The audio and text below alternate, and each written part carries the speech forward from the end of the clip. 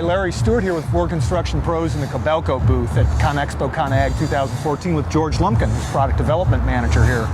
George, it's good to have Kobelco back under its own marketing, and I wanted to make sure we spent some time talking about the Kobelco difference in some of these products. I know short radius machines have a long history at the company. Why don't you talk about some of the key differences between these machines and what else is on the market? Well, thank you very much, and we couldn't be happier to be back.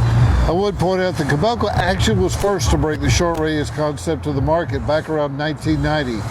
The big point with these machines, they have full-size machine capabilities, but they're allowed to work within a lane of a street.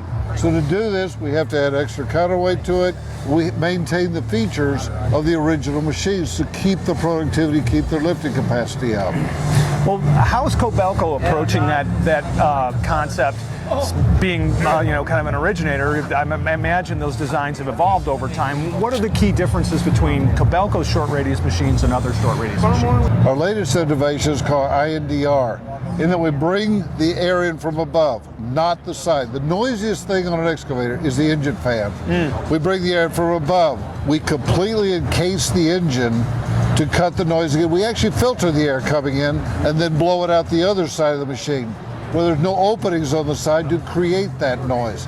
These are now the quietest short radius machines on the market with this patented system. Where's the exhaust?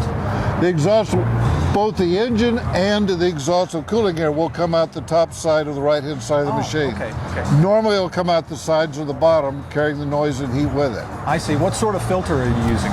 It's actually a stainless steel mesh filter, again trying to keep the material out of the radiators and coolers, even though we've gone from stacking the coolers to side-by-side design, and they provide additional sound reduction. So you've got an isolated engine and filtered intake on air. What's the dynamic in terms of maintaining temperature for the machines like this? Kobelco does not offer for North America standard cooling packages. All of them are oversized as standard equipment on every machine we sell.